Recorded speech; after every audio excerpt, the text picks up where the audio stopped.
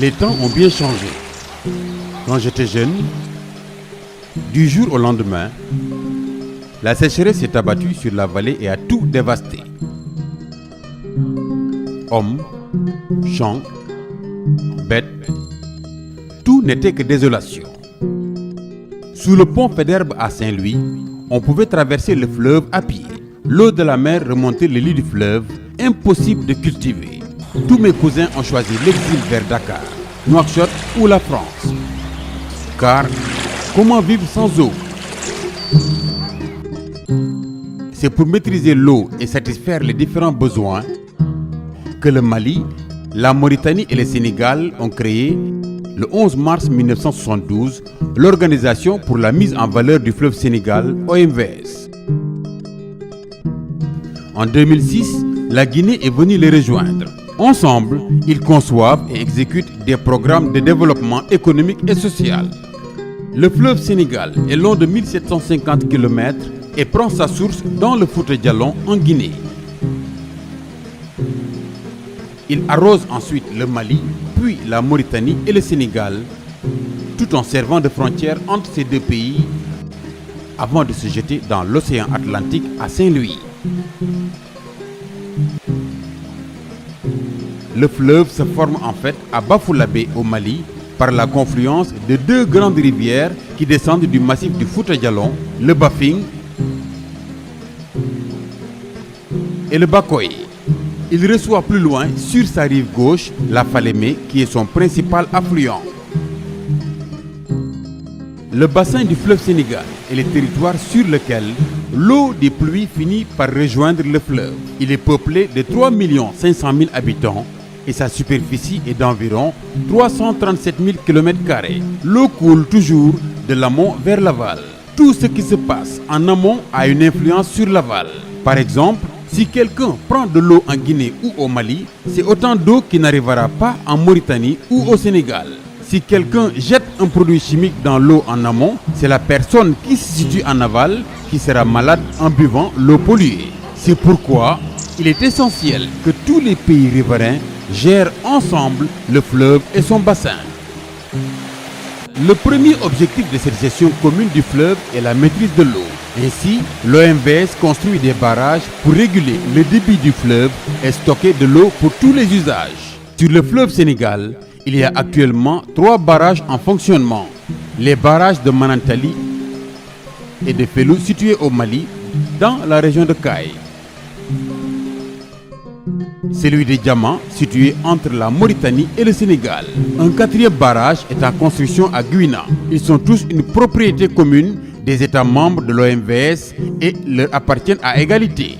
Aujourd'hui, grâce à ces barrages, l'eau douce est disponible toute l'année, ce qui permet de réaliser de nombreuses activités. L'irrigation se développe. Plus de 200 000 hectares sont aménagés pour l'agriculture irriguée, dont 130 000 hectares environ sont actuellement exploités. Les principales cultures sont le riz, la canne à sucre, la patate douce, la tomate, l'oignon, l'arachide, le maïs, la pastèque et le melon. Ainsi, l'OMVS participe à la sécurité alimentaire des pays membres dont 80% des habitants vivent de l'agriculture. À partir de l'eau du fleuve, les barrages de Manantali et Fellou produisent de l'hydroélectricité. C'est une énergie non polluante et bon marché que l'OMVS vend aux sociétés nationales d'électricité. La production est acheminée vers les principales villes des États membres grâce à un réseau de transport d'énergie long de 1700 km.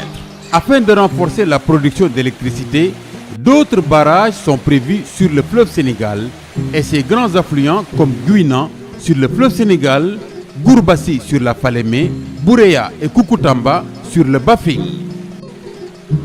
L'eau est indispensable à l'élevage et à la pêche qui font vivre un grand nombre de personnes le long du fleuve. Pour augmenter les revenus des pêcheurs, l'OMVS les a équipés en matériel tel que des fours, des pirogues et des filets.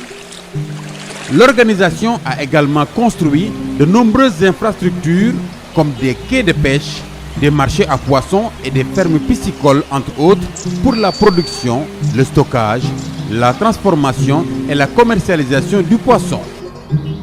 Toutefois, la qualité de l'eau du fleuve se dégrade à cause entre autres des rejets d'eau usée, des déchets ménagers, des pollutions liées à l'agriculture et à l'orpaillage. Par ailleurs, la construction des barrages a malheureusement favorisé la prolifération des plantes nuisibles comme le typha et le développement des maladies liées à l'eau, surtout le paludisme et les bilharzioses.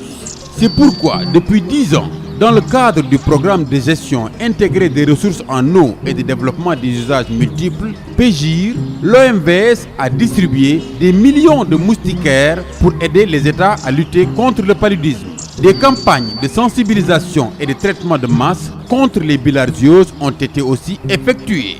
La pression sur les ressources naturelles, l'augmentation de la population et les changements climatiques créent d'autres problèmes environnementaux dans le bassin. Il s'agit par exemple de la dégradation des terres et des berges, de la déforestation ou de l'augmentation des risques d'inondation. L'OMVS lutte activement contre ces problèmes. Des activités de reboisement, protection des berges du fleuve, cogestion des forêts classées, information et sensibilisation sont menées avec les populations locales pour une gestion durable de l'environnement. L'un des grands projets de l'OMVS est de rendre le fleuve de nouveau navigable de Saint-Louis au Sénégal à Ambidédi, au Mali, sur une distance de 905 km.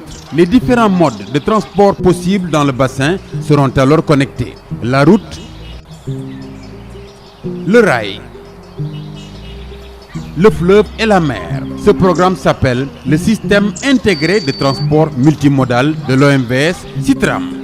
Il va contribuer au développement du bassin et des pays de l'OMVS en favorisant un transport efficace des produits agricoles, miniers, des biens de consommation et des personnes. Pour la navigation, des ports, des escales fluviales et des appontements seront créés le long du fleuve. Aujourd'hui, dans le bassin du fleuve Sénégal, la vie a changé. L'eau est désormais disponible en permanence et l'OMVS nous aide à en tirer profit. Beaucoup de localités bénéficient du développement de la pêche et de la petite agriculture irriguée, de l'électrification rurale.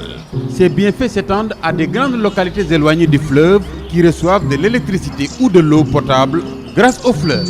Bientôt, la navigation et les prochains barrages hydroélectriques vont multiplier les opportunités économiques et renforcer l'intégration régionale. Donc, l'avenir se construit aussi autour du fleuve Sénégal au sein de l'OMVS. C'est une belle réussite des peuples frères de la Guinée, du Mali, de la Mauritanie et du Sénégal que beaucoup nous envient. Le fleuve Sénégal, un bien commun à préserver.